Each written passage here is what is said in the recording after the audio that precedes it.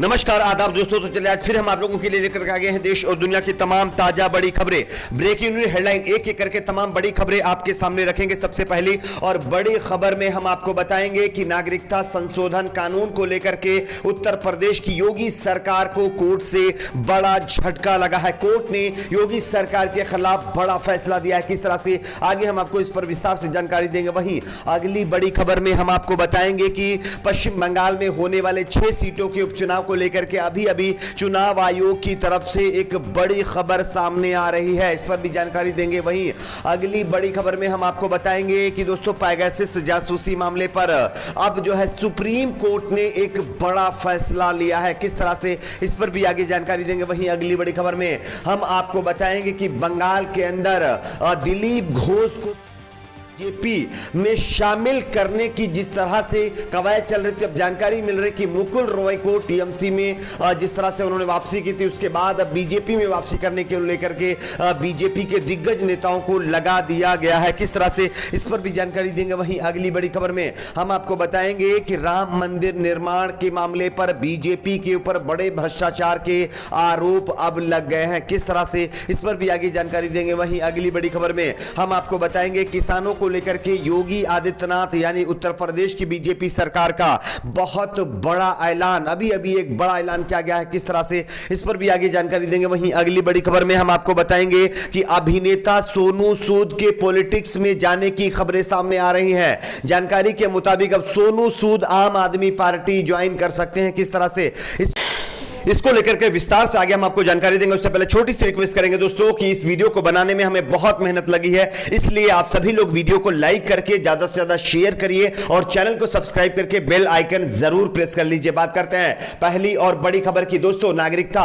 संशोधन कानून के खिलाफ अलीगढ़ मुस्लिम यूनिवर्सिटी में दिए गए डॉक्टर कफील खान के बयान पर अब योगी आदित्यनाथ और बीजेपी सरकार को इलाहाबाद हाईकोर्ट से बड़ा झटका लगा है। आप इस खबर को देख सकते हैं। गोरखपुर बीआरडी मेडिकल कॉलेज के निलंबित डॉक्टर कफील खान को भड़काऊ भाषण मामले में इलाहाबाद हाईकोर्ट से बड़ी राहत मिली है। इलाहाबाद हाईकोर्ट ने डॉक्टर कफील खान के खिलाफ क्रिमिनल प्रोसीडिंग आपराधिक कार्रवाई को रद्द कर दिया है। कफील खान ने अदालत के आदेश पर कहा है, मेरी जिस स्पीच को हाईकोर्ट और सुप्रीम कोर्ट ने कहा था कि यह देश तोड़ने वाली नहीं बल्कि देश जोड़ने वाला भाषण था, प्यार और भाईचारे का भाषण था, लेकिन अफसोस है कि जिन लोगों की मानसिकता आली और बजरंग बली में बांटने वाली हो, शमशान घाट और कब्रिस्तान में बांटने वाली हो, जाति और धर्म के नाम पर समाज को बांटने वाली हो, उन्हें मेरे भाईचारे और प्यार के भाषण का क्या मतलब है। खैर, इस मामले पर बताया जा रहा है कि नागरिकता संशोधन कानून के खिलाफ जो है 13 दिसंबर 2019 को अलीगढ़ मुस्लिम यूनिवर्सिटी में कथित रूप से भड़काऊ भाषण देने का आरोप डॉक्टर कफील के ऊपर लगा था। इसके बाद उत्तर प्रदेश पुलिस की स्पेशल टास्क फोर्स ने डॉक्टर कफील को 29 जनवरी को मुंबई से गिरफ्तार किया था और उसके बाद यूएपीए के तहत उनको जेल में डाल दिया गया था। लेकिन अब फाइनली डॉक्टर कफील खान को इलाहाबाद हाईकोर्ट ने बड़ी राहत देते हुए इनके खिलाफ जो एफआईआर थी उसको रद्द करते हुए योगी सरकार को बड़ा झटका दिया है। बात करते हैं अगली बड़ी खबर की। अगली बड़ी खबर आ रही है दोस्तों पश्चिम बंगाल में होने वाले 6 सीटों के उपचुनाव को लेकर के चुनाव आयोग की तरफ से बहुत बड़ी खबर। आप इस खबर को देख सकते हैं। बंगाल में सत्ता पर काबिज होने के बावजूद तृणमूल कांग्रेस टीएमसी की चिंता बढ़ती जा रही है। मुख्यमंत्री ममता बनर्जी को अगले 70 दिनों में किसी भी सीट से विधायक बनना होगा। ऐसा नहीं होने पर उनकी कुर्सी भी जा सकती है, लेकिन कोरोना संक्रमण के चलते अभी तक उपचुनाव को लेकर के तारीखों का ऐलान नहीं हुआ है। कल जो है टीएमसी का 5 संसदीय नेताओं का एक प्रतिनिधिमंडल डेलीगेशन चुनाव आयोग से मिला था और यह पत्र सौंपते हुए मांग की थी कि जल्द से जल्द जो है पश्चिम बंगाल में चुनाव कराए जाए, क्योंकि कोरोना का हवाला अभी तक देकर के जिस तरह से चुनाव को डिले किया गया उस पर अब कोरोना पूरी तरह से कंट्रोल है। लेकिन फिर भी अब चुनाव आयोग की तरफ से बताया गया है कि फेस्टिवल जो है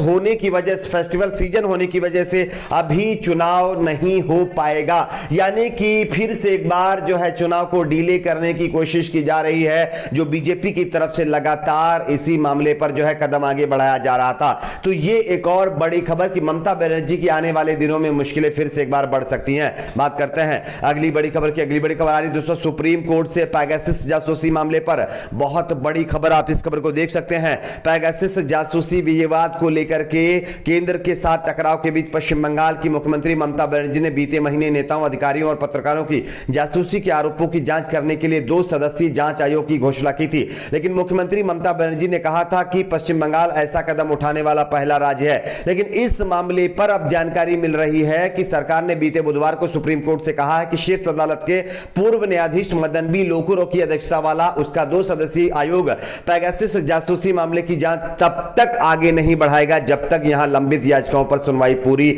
नहीं हो जाती। यानी कि अब पेगासस जासूसी मामले पर जिस तरह से पश्चिम बंगाल की सरकार ने कमेटी गठित की थी, वो कमेटी आगे अब जांच नहीं करेगी जब तक सुप्रीम कोर्ट में ये याचिकाएं लंबित है, जब तक इस याचिकाओं पर पूरी तरह से समाधान नहीं निकलता तब तक कोई सुनवाई नहीं होगी। बात करते हैं अगली बड़ी खबर की। अगली बड़ी खबर आ रही है दोस्तों, एक बार फिर से मुकुल रॉय को बीजेपी में लाने के लिए बीजेपी का केंद्रीय नेतृत्व लग चुका है। आप इस खबर को देख सकते हैं दोस्तों। पश्चिम बंगाल विधानसभा चुनाव के बाद मुकुल रॉय बीजेपी छोड़ करके फिर से टीएमसी में घर वापसी कर चुके हैं, लेकिन अब फिर उनके बीजेपी में वापसी की अटकलें लगाई जा रही हैं। बंगाल बीजेपी के अध्यक्ष दिलीप घोष के बयान के बाद ये अटकलें और भी तेज हो गई हैं। सूत्रों का कहना है कि मुकुल रॉय बीजेपी के केंद्रीय स्तर के नेताओं के संपर्क में है। बंगाल बीजेपी के अध्यक्ष दिलीप घोष ने इस संबंध में कहा है कि मुकुल रॉय बीजेपी नेताओं के साथ संपर्क कर सकते हैं, वह उस स्तर के नेता हैं, उन सभी के साथ उनके संपर्क हैं, लेकिन उन्हें नहीं पता कि वह बीजेपी में शामिल होने के लिए संपर्क कर रहे हैं या नहीं। तो कहीं ना कहीं पश्चिम बंगाल के अंदर फिर से एक बार बीजेपी ने अपनी जो राजनीति वो शुरू कर दी है और टीएमसी के नेताओं को अपनी पार्टी में लाने का जो सिलसिला है वो फिर से एक बार शुरू कर दिया है। बात करते हैं अगली बड़ी खबर की। अगली बड़ी खबर आ रही है दोस्तों, राम मंदिर निर्माण के मामले पर बीजेपी के ऊपर बड़े भ्रष्टाचार के आरोप लगे। आप इस खबर को देख सकते हैं। बांदा जिले में बसपा राष्ट्रीय महासचिव और राज्यसभा सांसद सतीश चंद्र मिश्र ने ब्राह्मणों को साधते हुए कहा कि भाजपा सरकार में हुए अत्याचार का ब्राह्मण समाज बदला लेगा। पूरे देश में ब्राह्मणों का उत्पीड़न हो रहा है, मंदिरों से ब्राह्मणों को हटाया जा रहा है, राम मंदिर के नाम पर लोगों को लूटा जा रहा है। अयोध्या, वृंदावन और काशी में कोई विकास नहीं हुआ है। उन्होंने यह बात गुरुवार को एक मैरिज हॉल में आयोजित प्रबुद्ध वर्ग सम्मान सुरक्षा व तरक्की विचार गोष्ठी में कही है। उन्होंने सपा और भाजपा को एक जैसी पार्टी बताते हुए गोष्ठी में निर्धारित समय से कुछ देर से पहुंचे मिश्र ने कहा ब्राह्मणों ने ही भाजपा सरकार बनवाई और अब उन्हीं के इशारे पर उत्पीड़न हो रहा है। और जिस तरह से राम मंदिर का निर्माण बीजेपी करवा रही है उसमें किस तरह से बड़े भ्रष्टाचार के खुलासे हुए हैं, इस पर बीजेपी किसी तरह की जांच नहीं बिठा रही है। इसका बदला अब ब्राह्मण समाज आने वाले चुनाव में लेगा। तो यह बड़ा आरोप बीएसपी की तरफ से बीजेपी के ऊपर लगाया गया है। बात करते हैं अगली बड़ी खबर की। अगली बड़ी खबर आ रही दोस्तों, अब उत्तर प्रदेश की योगी सरकार ने किसानों को लेकर के बड़ा ऐलान कर दिया। आप इस खबर को देख सकते हैं। पश्चिमी उत्तर प्रदेश के नाराज किसानों को मनाने के लिए चुनाव से पहले मुख्यमंत्री योगी आदित्यनाथ ने कई महत्वपूर्ण फैसले लिए हैं, जिसमें यह फैसला लिया गया है कि पराली जलाने वाले किसानों पर दर्ज मुकदमे अब उत्तर प्रदेश की योगी सरकार वापस लेगी। मुख्यमंत्री ने बुधवार शाम पश्चिमी उत्तर प्रदेश के किसानों से संवाद के दौरान यह घोषणा की है। मुख्यमंत्री ने यह भी कहा कि मुकदमे वापस लेने के साथ ही साथ किसानों पर लगाया गया जुर्माना भी माफ किया जाएगा।